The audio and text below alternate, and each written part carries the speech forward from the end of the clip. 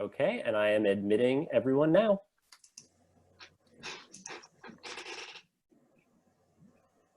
There they come, populating my screen. Yeah. It's wonderful.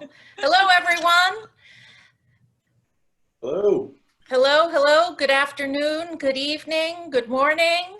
So glad to see so many of you joining us for our view from abroad from the United Kingdom. My name is Janet Rosbach. I am the Director of Alumni Relations and Volunteer Engagement at Baruch College. I sometimes call myself the mother of 160,000 alumni. And the mission of our office is to provide opportunities for alumni to connect with one another, as well as to engage with the college and mentor students and bring their expertise back to campus. A couple months ago, when this pandemic began, my colleagues and I started asking, well, what's going on in other countries? I mean, we see the headlines in the newspaper, but what really is going on on the front line? And so we said, well, why don't we start asking people? We have alumni in 113 countries around the world and in every state. And so a few weeks ago, we launched this View from Abroad series with several alumni in Israel and had a fascinating conversation with those graduates about how their lives, their jobs, their industries were impacted by COVID. Israel had already opened up quite more than the US had at that time. So it was very interesting to see, to hear what their experiences were.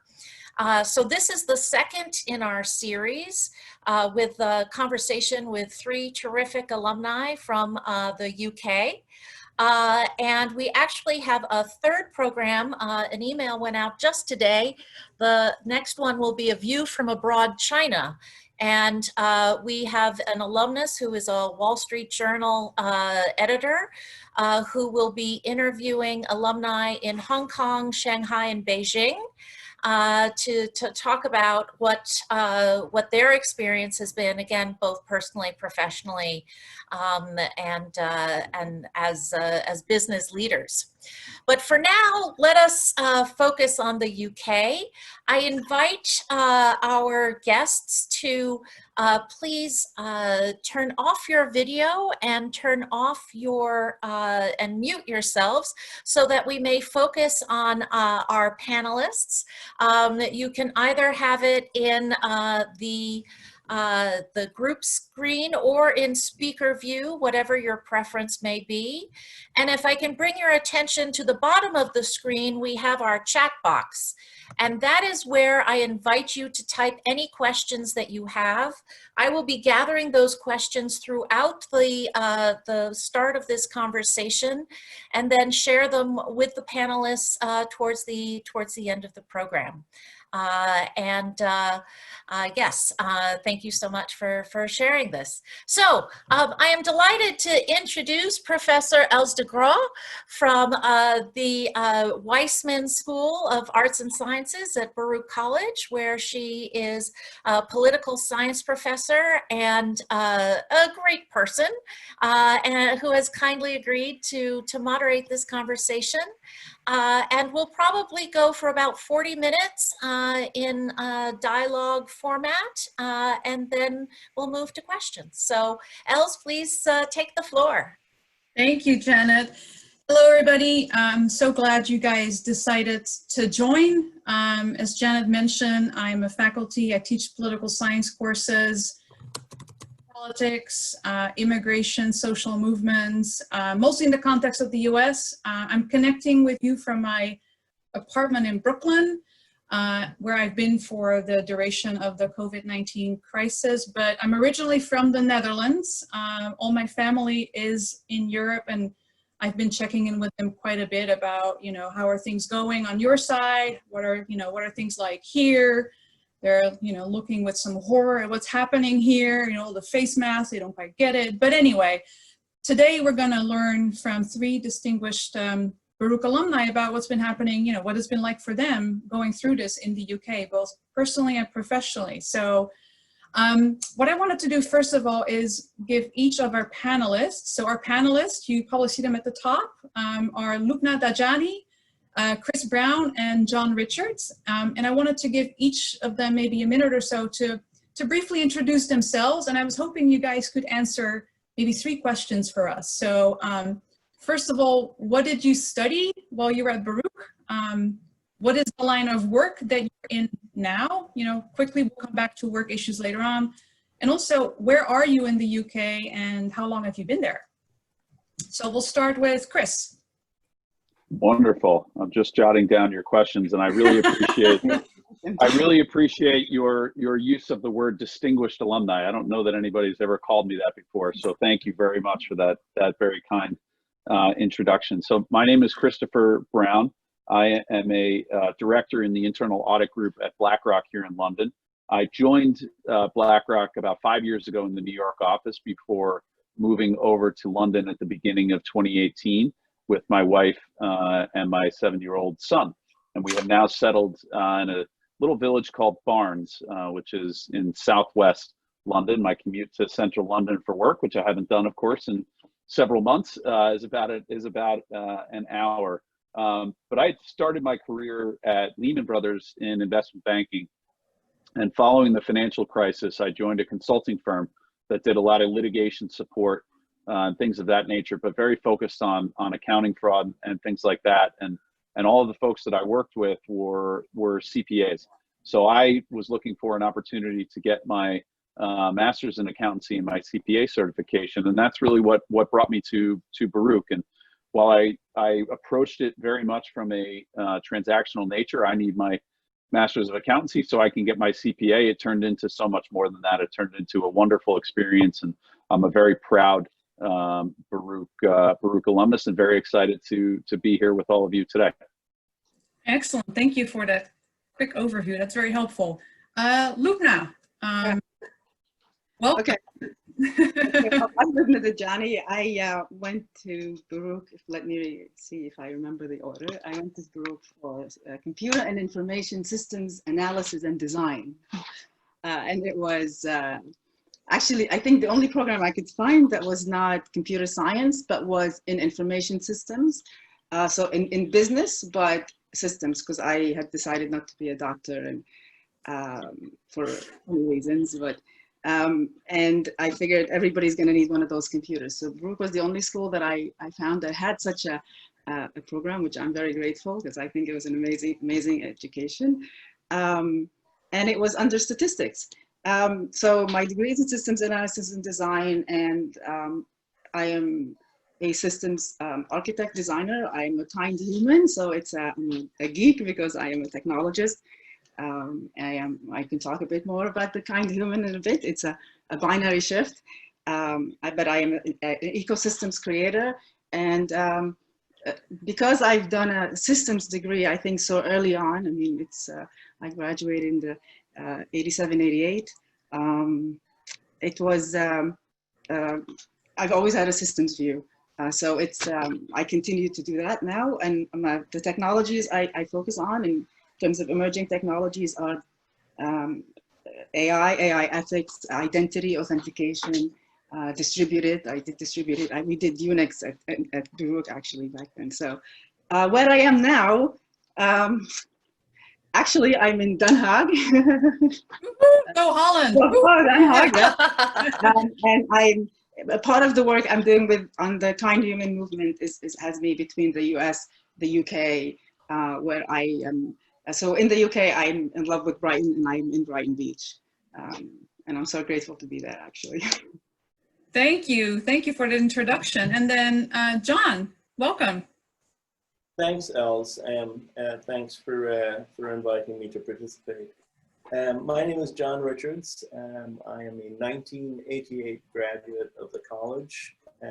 Having gotten to the college in 1983, after my dad would not quit in his incessant reminders to go back to school, go back to college, reminders that he had imparted to me as I left Kingston to move to New York in 1977. It would take 6 years for me to get there. And he named Baruch by name, incidentally, having attended classes there himself in the 60s. And that was, I think, a bit of advice that represented among the more valuable he had imparted to me. I really enjoyed the experience, having been very involved in the student government, and before that, some of the marketing clubs, the Foreign Trade Society in particular. And I want to give a big shout out to those of my former colleagues in each organization who I know are on the call. At Baruch, I studied eventually economics with a minor in international business. I had been convinced that I was going to be doing international marketing my first semester. And after I took my first marketing course, I continued loading up on the humanities, which allowed me to do a liberal arts degree in economics.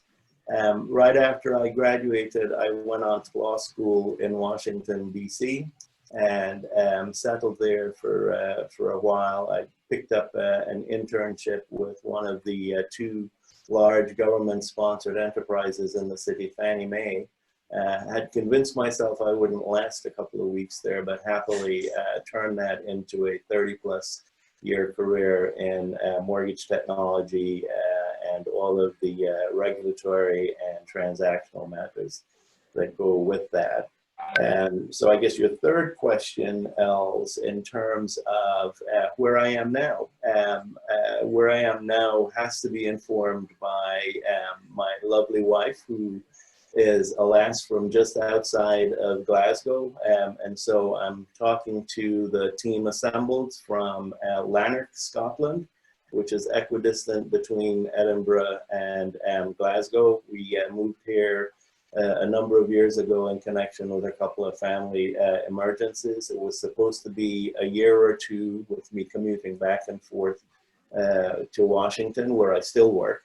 And here we are. Our son decided that he wants to go to college here, and so we've put down roots. Great.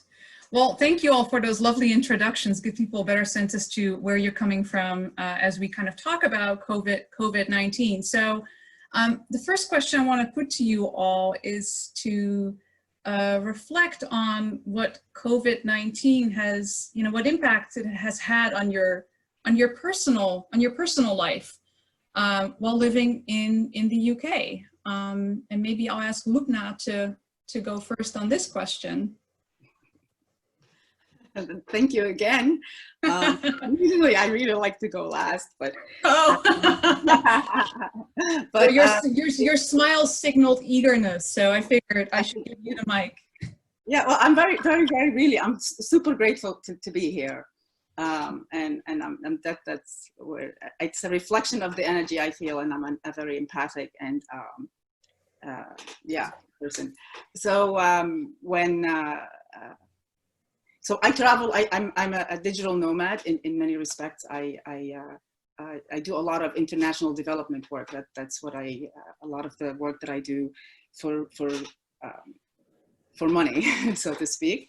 And a lot of the work that I do not for money is around building industry relations and industry standards and collaborations that facilitate certain advances in communication and information technologies.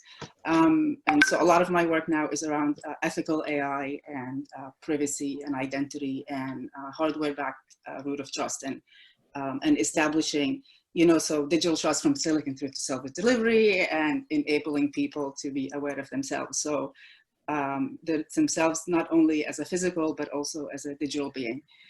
So when the lockdown happened as a mom, and my daughters are also here in Europe and in London, as much as I want to be close, I realized that I needed to be by the sea. So I moved to Brighton, and it was the most impactful move for me. So for what COVID did for me is what it did for everybody is put a full stop to everyone everywhere. At the same time, which is the first probably ever in in our civilized, or even in humanity at large, that we're all on the same wavelength, talking about the same thing, and all confined together. So being by the sea, which I love nature and the water, it was an act of self-love. So I think COVID gave me that opportunity. And then I used to be a swimmer as a child, and the sea was very luring. And I met a few people who knew me as nothing, just a person walking, distancing and all. And I said I would love to have been able to swim with them. They said, why not join us? I have no gear. They lent me gear. And the next, which is a bathing suit from this lovely lady cricket. And the next thing, from March through now, I'm in the water every morning. The water was 8 degrees Celsius, and maybe now it's 17, I think. It's really great, or more. But it's that, and when you're first going into the water, and we go in regardless of whether it's calm or rough or cold or not, and you tell yourself many, many, many things before you go in. Are we crazy? It's kind of freezing, it's windy, it's rough. And then when you go in, inevitably every time, the most fun were the times that you tried to talk yourself out of it, or said, this one is going to be a dip in and out, and you end up having the most phenomenal time. And if COVID gave me anything, it's the opportunity to slow down and step out of my way and understand what that means, and brave what you seek. Wow, that is such a powerful story. And it sounds like you made some new friends along the way, and you got your morning exercise in. So that's for a digital nomad, absolutely. yeah. And I've been to Brighton. It's a lovely spot. But the only thing I remember is the super aggressive seagulls. Oh my God, are they not? Would try to steal my fish and chips. Well, they succeed. Yes, they've had lots of practice. Thank you for sharing that. Chris, can you tell us a little bit about, impact of COVID-19 on your personal life, just outside of London? Yeah, it's interesting you bring up the sea, because my wife and I have been actually lamenting the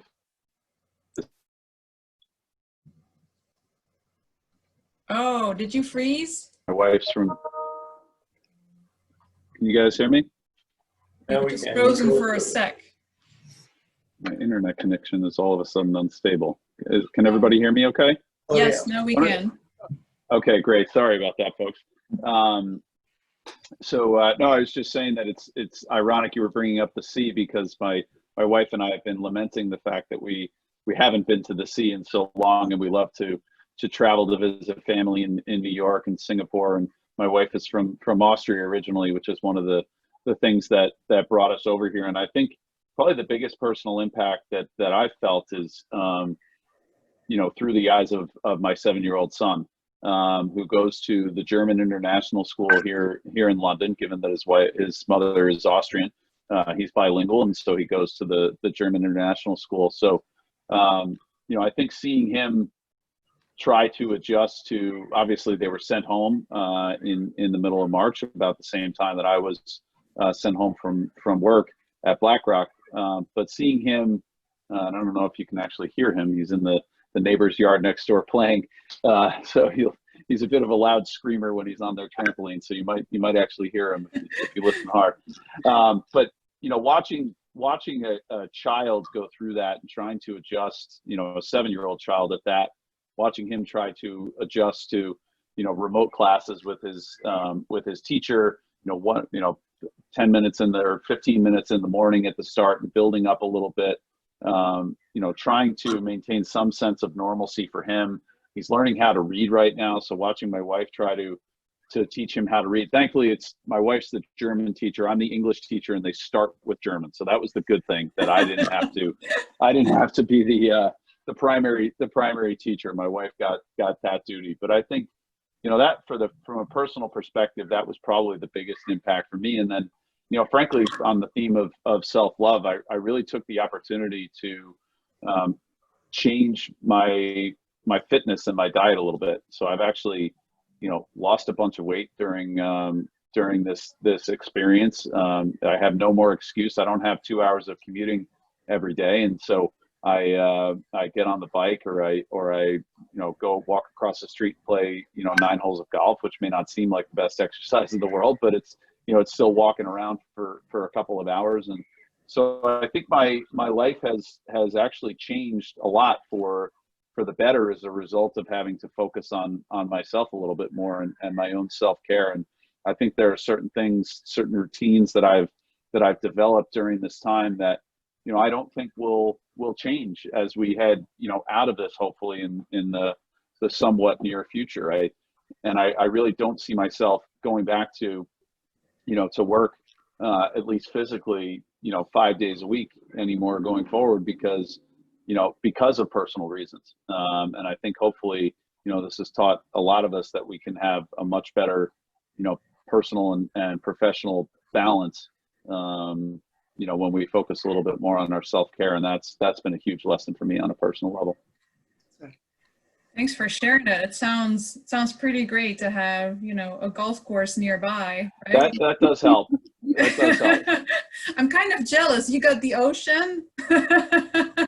You got a golf course. Wait, the Brook in curse. I live in a basement apartment and I don't have even a front yard, so. But this is wonderful. Come on over. Yeah, I know, I should. John, tell us a little bit about, how COVID-19 has impacted your personal life in sounds like you're in the countryside over there. I am. Actually, I was just thinking, well, I don't have the seaside either, nor do I have a golf course. But at this very moment, glancing off the side of my monitor, I am looking, I sit at the edge of a dairy farm right on one end of the Clyde Valley, and I have a view, because it is Scotland. Actually, it is overcast, but it's not raining, so I can see 30 miles up the Clyde Valley into Glasgow, just beyond Hamilton. No beach, no seaside, no golf course, but a view. And to continue on with the theme of self-care for a moment, because we're actually on the edge of 2 dairy farms, and there is a 2.8-mile track that pretty much bridges both farms. And I know it's 2.8 miles because my dear wife has gotten both my son and myself in the habit of getting out, and we're now up to 3 times a week. Initially, it was she made me download an app from the NHS's self-health care site called Couch to 5K, which I recommend to everyone listening within the UK. Where you basically literally take yourself from being as sedentary as I've been for these many months to running 5K inside of 9 weeks. So today, for my second run this week, I ran a total of 16 of 30 minutes. Last week, I wouldn't have been able to, well, not last week, but 3 weeks ago, I wouldn't have been able to do 5 of that. We have really amped up taking advantage of the fact that we do live out in the country, and just really spending the time looking after ourselves in that regard.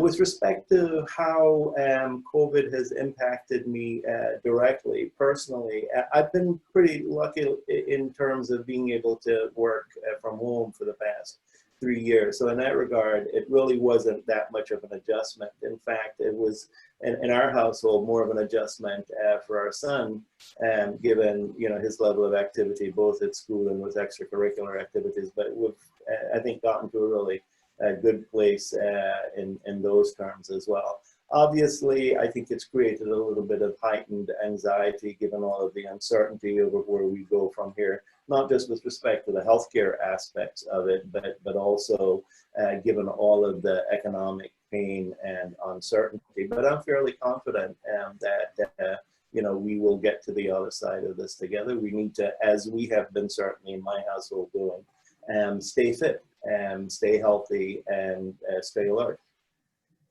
Well, it's wonderful to hear from all three of you that, yeah, you've been able to kind of to channel and to convert kind of, you know, the time at home and the time not commuting, right, into activities that that are good for the soul, right, and also good for your health. So I think that that's very good to hear, even though it's a very challenging context generally.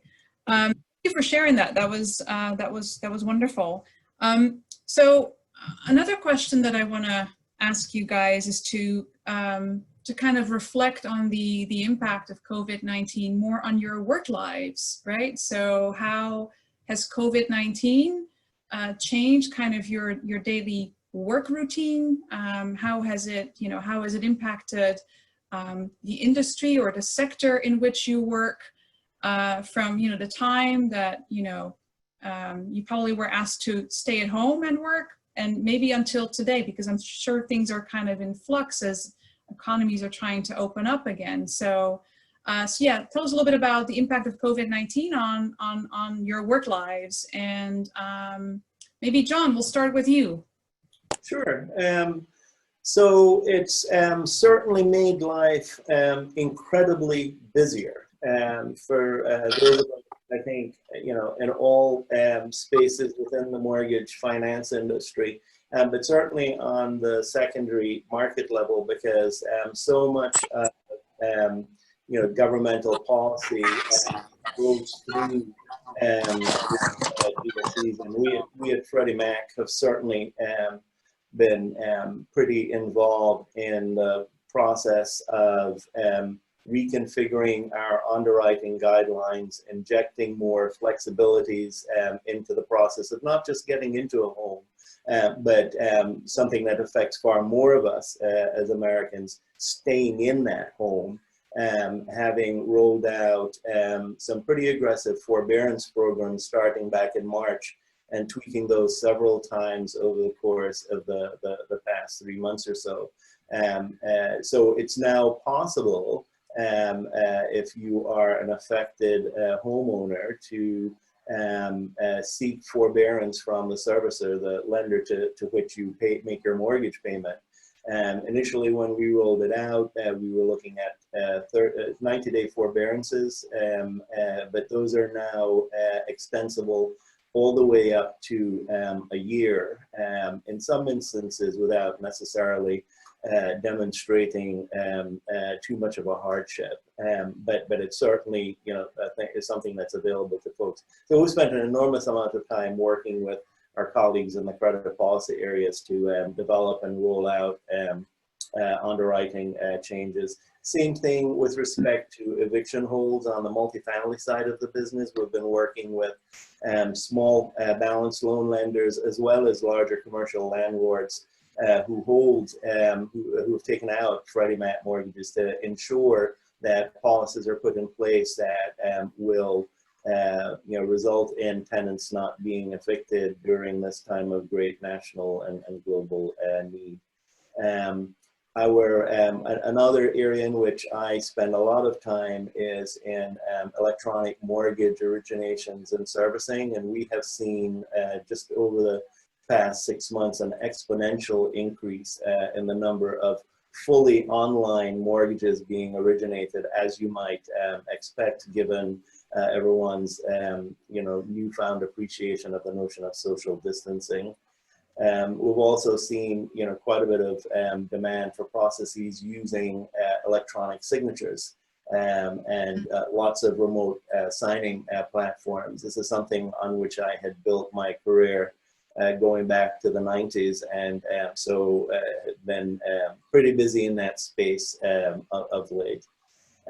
So I should just pause there, and happy to answer any follow-up questions afterwards. Yeah, thank you for sharing that. I'm actually online, you know, signatures is kind of on my mind today, because I need to get some important documents back to the Netherlands, and I need to actually go to a notary, and it's been kind of hard to get a notary here. There's appointments and long waits, and so I'm trying to do it through kind of video conference with a notary in the Netherlands. So, but anyway, it's good to hear that there's you've been working on that as well. Yeah.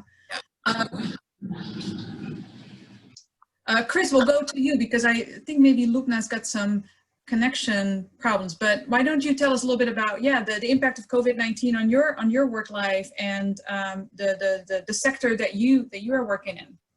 Yeah, I mean, I think the most dramatic impact at the beginning on a place like BlackRock was the market volatility that resulted immediately on the back of COVID. But I think, once that sort of settled down and things calmed down and the markets righted themselves a little bit, I would say, the most dramatic impact has been on how we manage our staff and how we manage the people within the organization. And I think that's something that BlackRock has a very strong culture around and has been something I've been very focused on as a manager of, together with others who manage a team of about 30 people between London and Edinburgh. And I think the other interesting thing about, London and BlackRock, you attract a very multiculturally diverse group of people. So we have folks from Italy, we have folks from Spain, we have folks from France, we have folks from obviously Scotland, me from New York.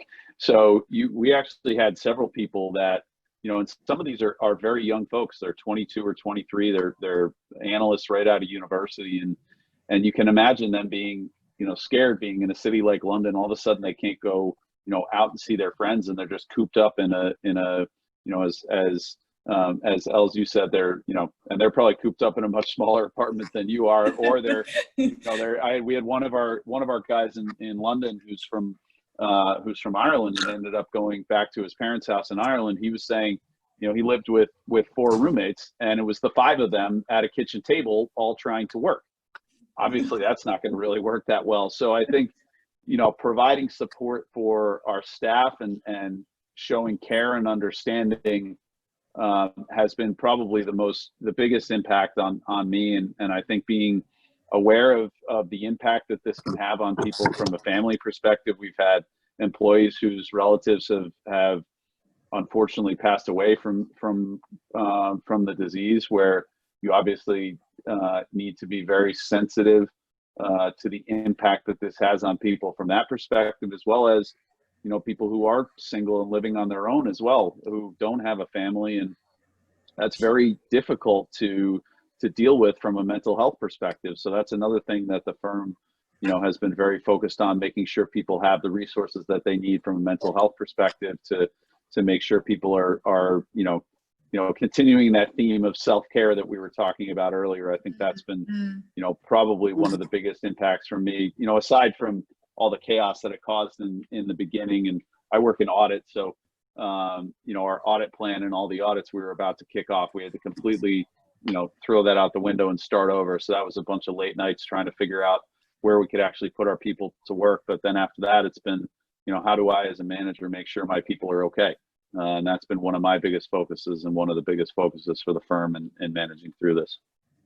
And it sounds like your firm has been tremendously supportive as you guys make that transition, right? So what have you appreciated the most in terms of the way that the employer has kind of stepped up to make this challenging situation workable for you and the folks that you manage, right? Yeah, I mean, I think having the conversation is number one. So having the conversation to recognize that this is a difficult time for everybody and that we need to admit that almost. We're so used to, working around the clock and doing everything, and this time is different, and we need to really, and hopefully that's a sustainable lesson that we all learn from this. But I think that's probably one, sort of thing is actually addressing the elephant in the room, that this does impact people and this does impact the way that we work, and people have different childcare situations as well. We have single parents who have kids. How do they manage through this when schools are closed and things like that? And how do you support those folks? I think another, sort of very tangible thing that the firm has done is not require, because you can't require people to take holiday, but telling people, we expect you to take, so early on they came out and said, we expect everybody to take 2 days of FTO in April, flexible time off, 2 days of flexible time off in April and 2 days of flexible time off in May. And now, take a week off in July and a week off in August. And I think that's and senior leadership has been very consistent in that messaging. So when, you know, your global COO of a firm of 16,000 people is actually taking vacation, that's a pretty strong message. And I think it's been a good lesson in leadership of leading by example. So those are a couple of the things that I would point to in terms of how the firm has shown support, not only for people in the UK, but globally. Yeah, no, that's very good to hear because, you know, I mean, I'm an academic and I tend to continue work and work and work. And it's good if an employer tells you, you know, you need to kind of stop and take care of yourself. That you also remember that a weekend is a weekend, right? And a night is a night. Exactly. And when you're not commuting to work every day, all the days blend together, and you know, you need to take that time for yourself. I kind of call it the Las Vegas effect. You don't know if it's day or night or what day of the week, you know, as a result of COVID-19. Luna, you're back, it looks like. Yeah, always the technology problems having to happen to the technologist, you know. You get to go last. So tell us a little bit about the impact of COVID-19 on your day-to-day work, the type of work that you do. Yeah, so for me, so I'm a technology, I'm an independent, I'm an entrepreneur. So I have a slightly different context to my work. And I've worked from home because I started my consultancy actually when after having my first daughter. I was sort of given, it was presented to me that keeping a child is flushing my career down the toilet, so I became an independent. So I am used to the working from home and working around the different hours, and so that was not a disruptive for me. What the disruption for me was actually it was in the area where new clients were coming in at strategic level, and then Corona happens so that that direction stops. Everybody has to regroup. So new contracts froze. And as an independent, when you kind of fall through the cracks a lot of times in terms of the furlough or the support that governments, whether it's in the States or in the UK. So that's one thing. But I not all my work is for money. So the fact that, and I am considered a futurist in some respects, is because you look at technology holistically and systemically and see how it impacts. And if you do systems thinking and scenario planning, you kind of have some idea that if something like this were to happen, what might happen. And being that this lockdown lasted as long as it is lasting, it's a period of a reset. So it's a period of, I say it's like the re-entering the formative years, like when a child is first born, you know, the first few years of a child, and you can create new habits and new beliefs, new behaviors.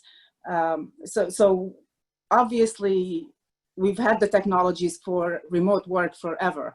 I mean, we've had video telephony from over 25 years plus. It's actually we should be embarrassed as an industry for the quality that it is today. But what was the problem was the framing. So we've created all these constructs of what is right and what is expected and how we should dress and how we should, and in your work is at your work and your family's at home, and all these cans and can-dos. And I think what it has done here is it's created an opportunity for a shift, for a stop and reconsideration. And when I wrote the alternative back in 2014, I said we're in the genesis of a new era, and that we're going to need to make decisions about what role we as individuals want to play in it.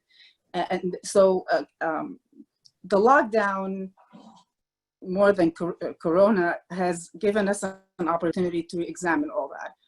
And there are forces that will take us to more state of being fully, I mean, my God, with 5G and what have you, we can be tracked down to our cellular level. But then there's also an enormous liberation and enormous advancements in science and in technology and in joy. And a lot of the things that what COVID can teach us out of this lockdown is the things that we valued the most, or not the things that we've been busy counting as good accountants that we are. And they're the things that we had taken for granted. It's that human touch that was the beach, the nature. So for me, it was an opportunity to spend more time on the work that I support, and on the creating the pull to work. We don't need to work for the sake of work. We need to work for the sake of life. We don't live to work. We live to, and it's not about the future of work. It's about the future of the worker. It doesn't really matter who's doing the work. What matters if it's the man or the machine. What really matters is how we're living, how happy we are. It's not how rich, how we're stacked up and down. It's how many we can affect. So this is a time to create that, and that's where the Kind Human movement. I argue that we were dyslexic. We said humankind. We meant kind human. So we forgive all that, and we, with gratitude for being able to forgive, we establish new frameworks, new platforms where we can communicate and exchange with a mindset and a new framing of what really matters. And if we think of ourselves, I mean, I invite all of you to just say, I am humankind, or I am human, I am kind human, and you see how it feels differently.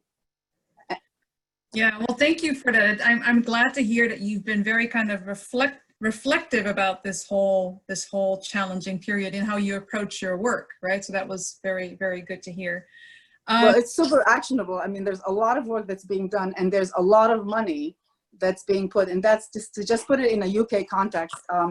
I mean, there's a lot of funding for grants, and I'm also a judge and a judge for some things, but I'm a coach and on the advisory board for Horizon 2020, which gives money, a Next Generation Internet Trust, which gives money for innovation in a more human-centric internet. The UK has a lot of money, has put a lot of money towards innovation and for technology, technologists, and anybody who comes up with ideas that helps people, whether it's from, for example, some of the other work we're doing is around domestic violence, because that's the second wave, and child abuse. And these are the things that are mental health, and these are the things that we are spending more time. So it's not really about getting the payment as much as it's because there will be money. The money isn't the issue, it's the impact and the type of impact.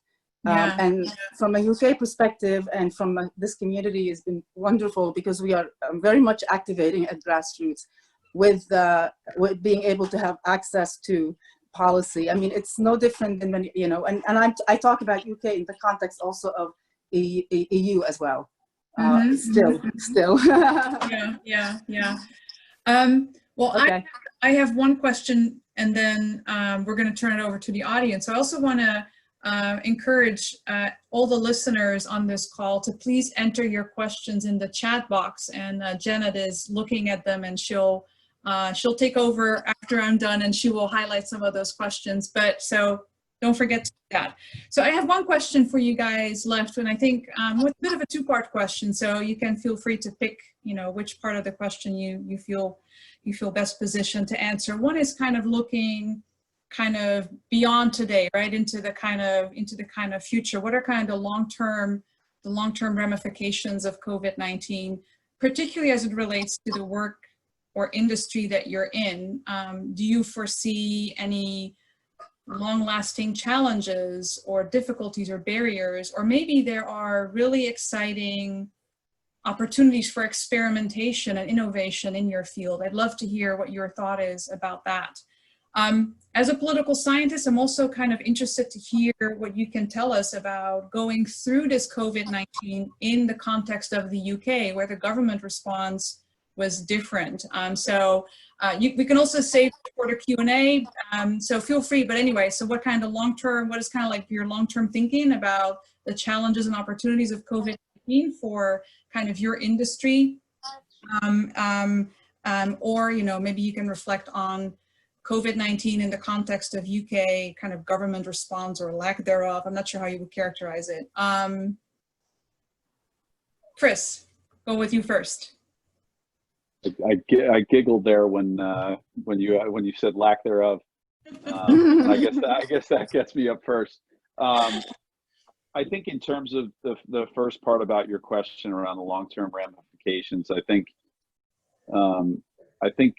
this puts even a further premium on technology and how we use technology to conduct all of our work, and find my, count myself fortunate to work in the financial industry and in the asset management industry, where a lot of our work was already done on technology. And I think the concern was around the resilience of the technology in a situation like this, where you have 95 to 100% of people working from home, and really putting a strain on the technology and what it can actually do. But thankfully, it's held up quite well. So I think the long-lasting opportunities are, some of what I talked about earlier, more on a work-life perspective. I don't know that we're going to need to get on planes as much anymore to go for meetings. Those meetings can be done, virtually, just like we're doing now. And I think there's always going to be a need for the human touch element. And one of the things we were talking about as we prepped for this call and brainstormed around some ideas was, when do you need to go on site for a visit to actually be with somebody? And one of the things that I think will be, key is from a cultural perspective. And we talk about culture of companies and all the time, and it becomes very, this very amorphous phrase. What does it mean? What is it? What is culture? People have, different firms have principles, and BlackRock has its principles. But I was on a similar discussion like this with some internal folks at BlackRock, talking about the BlackRock principles as part of a series that we do to continue to educate people about the history and culture of the firm. And I think in these types of environments, and as we go through these types of things, I think culture is going to be a huge differentiator in who comes out of this crisis as stronger, and who potentially doesn't make it or struggles coming out of the crisis. I think culture and how much emotional ownership your people have in the firm that they work, whether that be a big firm like mine or a smaller firm, I think that will be a long-lasting opportunity, is to really continue to build the culture of your firm and have that be a strong basis for why your people want to go above and beyond for the firm itself. In terms of the political climate, I mean, I don't know, it's hard to really find anybody who's done a great job on this, but my wife being from Austria, she likes to brag about the statistics that that Austria have had, and the low level of infections and things like that. And I think she's right. And I think it was interesting. Austria even had a fairly embarrassing episode in one of the ski areas early on, but I think they did a good job in terms of admitting that was a mistake and locking things down. And I was actually impressed with what Emmanuel Macron said in France, where he talked about the mistakes that they've made. And, that's really what I would like to see political leaders, no matter where it is. And actually, Boris Johnson just came out today and said there's going to be an independent inquiry into the COVID-19 response, which I think is long overdue. I would actually like him just to see him admit the mistakes that they made. And listen, this is an somewhat unprecedented situation. It's not like, we would expect people to handle this perfectly, but a bit of humility, and a bit of, admitting you were wrong, and sort of backtracking and saying, all right, we're going to make masks mandatory, or we're going to do whatever the case may be, and we're not going to wait 2 weeks and stuff like that. It's just, I think that's the part that's been a little bit, they seem to be ticking and tacking from one strategy to the next, and not really, buying into, what the data really says. I mean, the fact that pubs are opening up, and they've lowered the social distance guidelines from 2 meters to 1. That to me is the pub industry telling you my business isn't economically viable. I don't have any inside information, obviously, but when I see things like that, it just erodes my trust in the government. But when I see somebody like Macron standing up and admitting mistakes, and I've being a New Yorker, I've watched closely what's gone on in New York, and this is an instance where I'm proud to be a New Yorker, given the leadership, and you can disagree with some of the tactics and things like that, but I think ultimately they've tried to listen to the data and the science as best they can to say we're gonna try and beat this. And it'll be interesting to see where politicians go from here. I think this election cycle in America is going to be one that everybody's watching, no matter where you are in the world, because that's going to have, it doesn't matter whether you're in the UK or in the Netherlands or in the US. This is going to have, global ramifications for everybody moving forward. Yeah, thank you. And thank you for being able to address both points. It was very Yeah. good to hear your perspective on that. I'll pass the mic to Lubna. So maybe if you can kind of talk a little bit about what you think are kind of the long-term ramifications of COVID-19 in your kind of industry, right? Challenges for innovation. And if you want to speak to government, that'd be great as well, but don't feel pressured. Yeah, right. So from a technology, information communication technology, I mean, it's, it's the whole stack, from the, whether we're talking 5G or distributed, or we're talking crypto, or we're talking AI, we're a huge responsibility. And I mean, I from where I stand, the battle is between, it's really the have or have nots. It's the governments and or I should say authorities and the people and the corporates that are driving the authorities. So from where I stand, so when I look at it as an opportunity to shift towards regeneration and sustainability. I see it as an opportunity to move from profit for the sake of counting the beans and saying how much more you have at any cost, and eliminating all the protocol that is just for the sake of protocol. So new governance at the whole, what is the board going to look like? It's really not about how fancy your clothes are or how big your boat is. It's really how many people are getting on it. And how much fun you're having with it, and how many hours you get to spend with your child as they're growing up.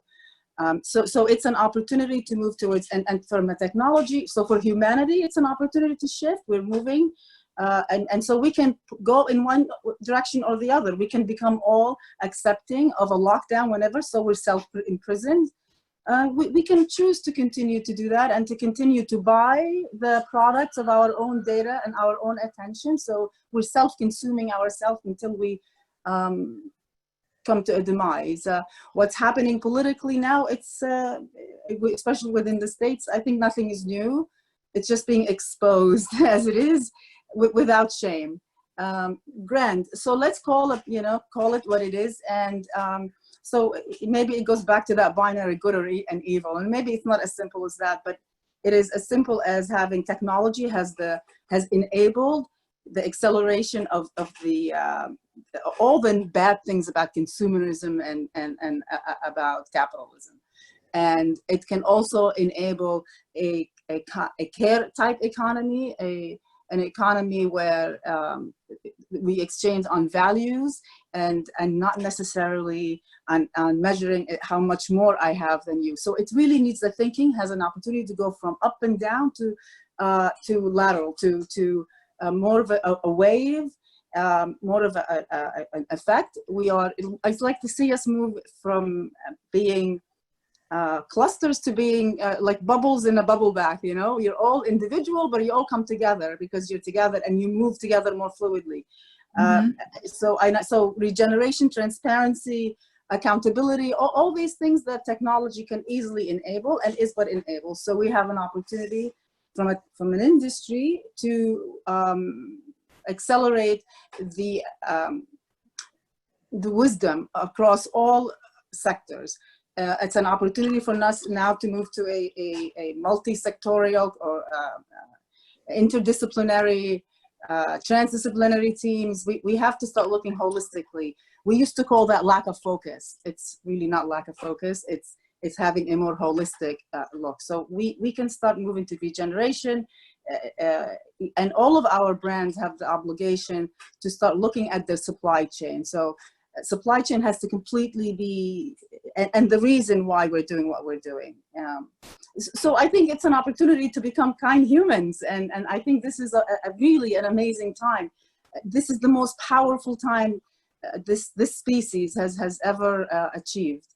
And we can come out of it addicted to dopamine, oxytocin, and serotonin and kindness. it's a no-brainer. We have the best accountants in this. Well, Can thank do the you. math. Yeah, no, it's very good to hear the Um, kind of articulating the opportunity to come out of it stronger, right? More creative, more sustainable. So I really appreciate you mentioning that. yeah. Then, John.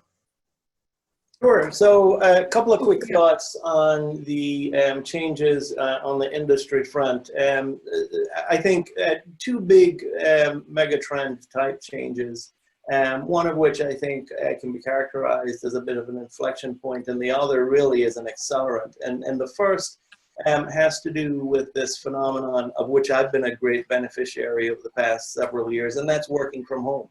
I think you're going to see a sea change in the ratio of folks telecommuting as we move forward, because we've been able to demonstrate as workers that we can do it efficiently. I have been enjoying for some time what my colleagues in the Middle Atlantic are now enjoying, an absence of 3-hour commute days. That's going to be pretty significant. I'm getting 3 weeks to the gallon. Many of them report that they're getting 2 and 4 weeks to the gallon on their cars, and I think that alone and the savings as we move further out in time on the commercial real estate space front will be pretty significant.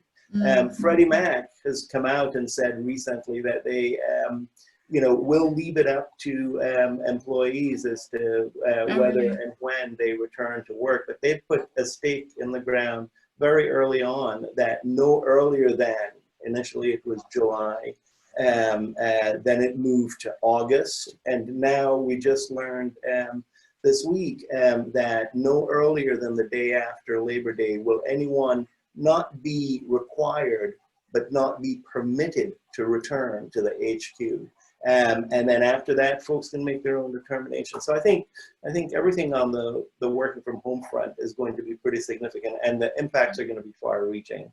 The other thing, which I think of as an accelerant, is the use of technology, such as what we are enjoying now in this exchange, which is why folks like Zoom have been doing as well as they have, because the markets recognize the untapped or undertapped potential for that.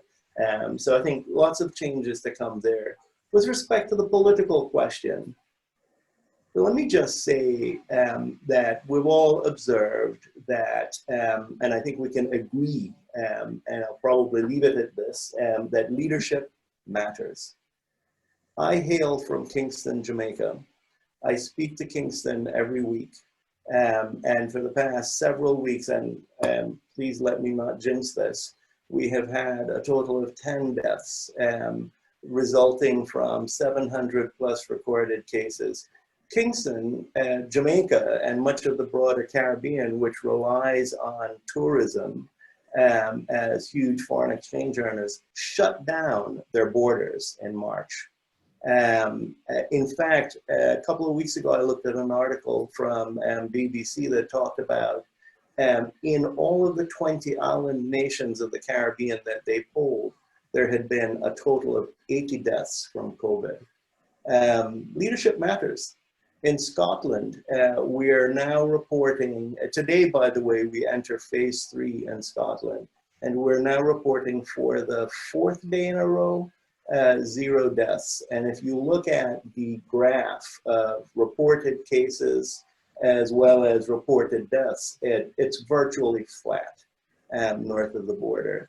I have not been allowed to go beyond 5 miles of my house up until today under pain of being. If I walk into a store anywhere in Scotland, without a mask, I will be asked to leave. In fact, I wouldn't even get in because of the shame projected my way by fellow line standers. What do you mean you're trying to get into Tesco and you don't have a mask on? So leadership matters, and leadership informs, to a point that has been made earlier, culture. And I think if we're going to get past this intact as a global society, we have to better hold ourselves accountable for the kinds of individuals we would allow to wield such power over our lives. Leadership matters. John, that's so interesting what you brought up, because I think the situation here in London as it relates to going into a store without a mask is totally different. And, you know, people think of the UK and think it's just this, you know, one contiguous place, but, you know, the approach to COVID and the reaction has been very different from, you know, Nicola Sturgeon and her government up in Scotland than it has been here. And a lot of it has been the culture that they've created. You know, asking people to take it seriously, do this for each other. You know, and that hasn't been the same here in London. You know, walk down to the Village and Barnes, nobody's wearing a mask.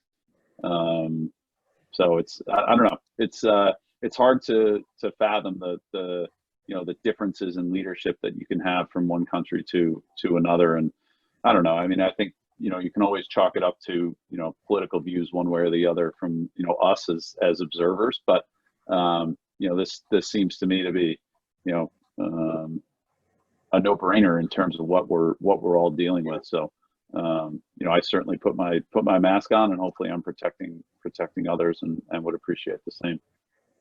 I have a whole basket with masks. In the beginning, I couldn't really care about how fashionable they were, but now I'm actually shopping for flat masks with like floral patterns, and, you know, and so I go out, I can match them with my outfit. So yeah, I'm all for masks.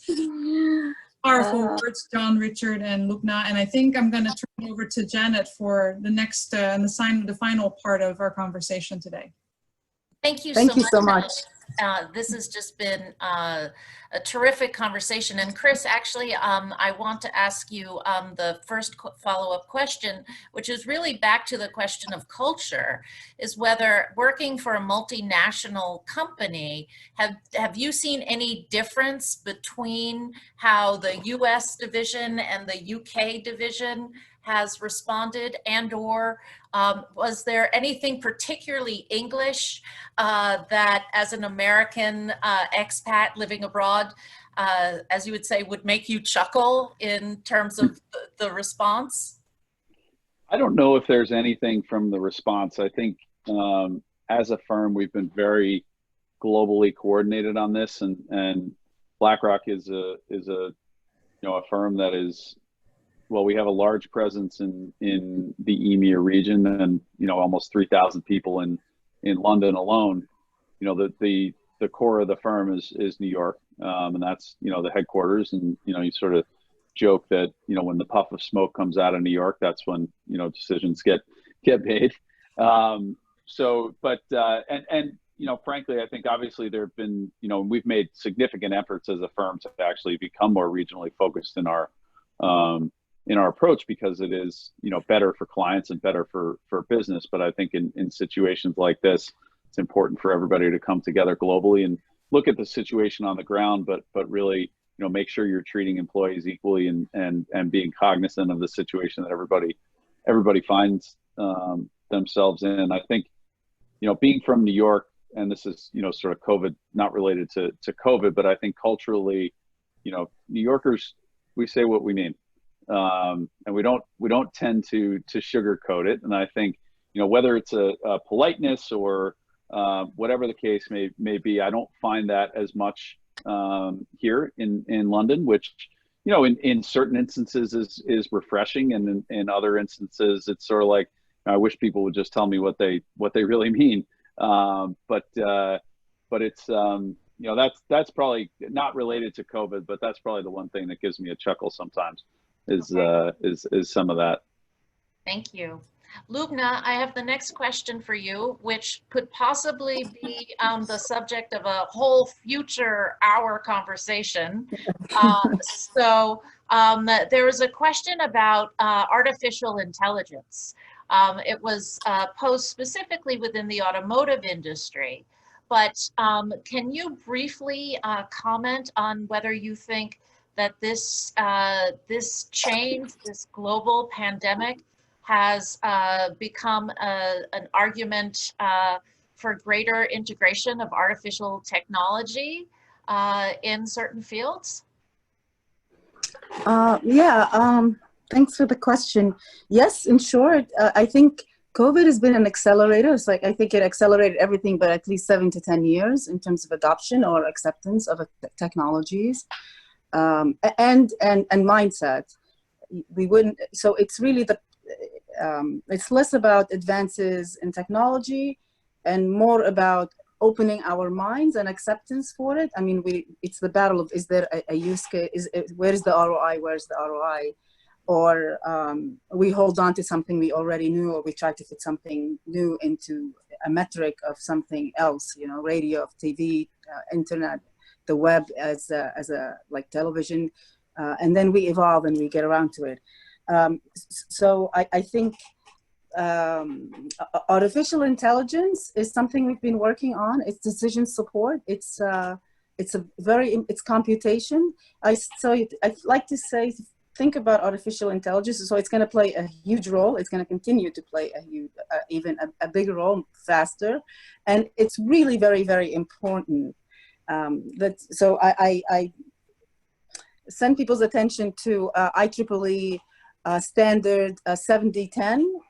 It's a new standard on assessing the impact of AI and autonomous systems on human well-being and happiness. And there are other very interesting standards are all in the family of the 7,000 that are exceptional work being done there. And anybody who's interested should contribute. But it's, so it's here to stay for sure, just like crypto and cryptocurrency and such. The question is how do we integrate it and how we treat this, how we allow it to integrate with us and how do we manage it. So why AI is a bit more interesting than other technologies or advances in computer information and computational technologies is because it's very close to, when you combine it with other advances in technology, it becomes really interesting because it's just like having a newborn. You can think of AI as like a newborn. A newborn is made of genetic code. You know, genes from mom and dad. So the genes from mom and dad is the same as the developers that are writing the code. So that's the algorithms. And the data you hear so much about and the data bias you hear and the data labeling is the same thing as you can think of when you have a new child, and depending on what you teach them, what's right and what's wrong in the culture and all these aspects that you, the framing. So now that's what we have to be very careful of, what kind of framing we give AI, because AI is already deeply integrated into our lives. Before, when you're driving or when you're going anywhere, even if you know where you're going, if your maps tells you to go another direction, you'll think they probably know there's an accident or something. So we're being redirected. And a lot of the times the thoughts that you get lots of recommendations based on your preferences. Obviously, God forbid you look for one thing and you'll be hounded with on all of your devices. Sure. So it's, but then you're getting all these recommendations, genuine recommendations based on your choices that you make. But at some point, you might want to ask yourself, how much of my choice, the choices that I'm making, are a reflection of the recommendation that I'm. Indeed, a big topic, Yeah. Thank you, Lubna. And John, I have a question for you, which you can choose not to take, and then I have a follow-up if you choose to do so. Okay. There was the majority of our participants are calling in from the U.S. and one asked early on, what is the climate these days in the UK for expats to come over now? The employment opportunities in the UK for international Americans to come for work. Is that something you would be open to answering? Of course, because I'd be happy to answer, because my answer will be entirely non-responsive. I apologize. So I don't have, other than familial and fairly limited social ties, I don't have much of a way of tethers into what's happening economically. For a brief spell, I'd had internet issues, and so I rented office space from a Regis here closer to Glasgow, and I ran into a few folks who were you know, entrepreneurial and would hang out and, you know, grab a drink every now and then. But to the specific question, I wouldn't have an authoritative opinion on what either the appetite or the prospects would be for expats. But I'm sure not to toss the hot potato, Chris would have a view or two on that. I will say that for those engaged in the practice of law, it is not as difficult as you would imagine if you are barred in the United States to obtain a license to practice as a solicitor at any rate. Barrister requirements will be different, but as a solicitor in the UK, and by that I mean England and Wales. Scotland's its own sort of jurisprudential monster. Okay. Chris, I could, yes, Lubna? I mean, I could leave it to Chris, but there is a global talent visa that if you think you have a startup or an idea and you have a talent, I mean, you could just look it up. It's global talent visa, and it requires some work, but it's available and for entrepreneurs. Terrific. Chris, did you want to comment on that as well? I actually, you know, I don't really have too much of a perspective on the opportunities currently. I mean, my own, you know, opportunity was very driven by, you know, my firm's belief in internal mobility, and that was, you know, really the key driver there. More broadly, you know, it's hard to know what the impacts of, you know, I can't believe we've been on this call for an hour and 12 minutes and we haven't said the B word, Brexit.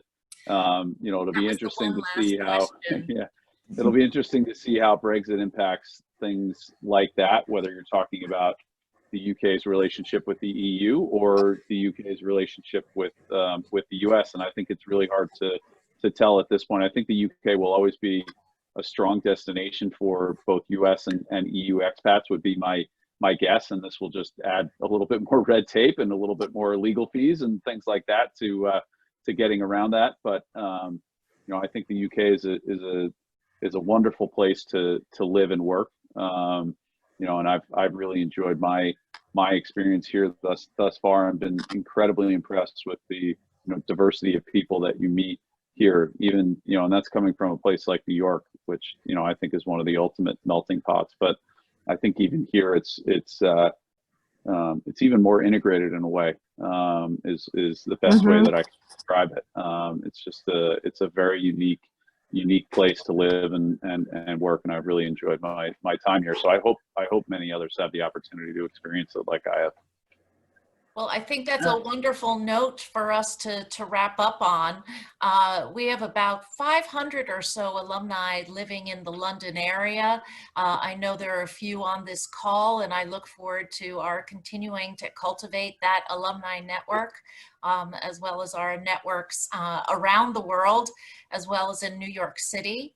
Our next View from Abroad will be in China on July 29th at 9 a.m. New York time. Let's see, 2 p.m. UK time, 9 p.m. China time. So please check your email. That invitation was sent out this morning. Chris, John, Lubna, thank you so very much for sharing your insights with us. I'm glad to see you taking good care of yourselves and continuing to thrive. Els, thank you so much for moderating us from Brooklyn. And I think anyone that can this summer, please do see if you can find a tree to climb or a beach where to swim or a park to walk in, because I agree with one of our original points that we are kind humans and need to take care of ourselves and be kind to one another. And we in alumni relations are keen to nurture that kind humanness among all of our graduates. So thank you all so very much. We look forward to seeing you at a future program. Have a wonderful evening, have a wonderful day, and cheerio. Bye. Thanks, everybody. Thanks, Thanks Janet. again. Thanks, Els. Thanks so much. Bye. Good job. Cheers. Thank you all. Cheers, indeed. Great Bye. meeting you all. Cheers. Thanks. Thank you very much, everyone. Thank you. Thank you. Thank you.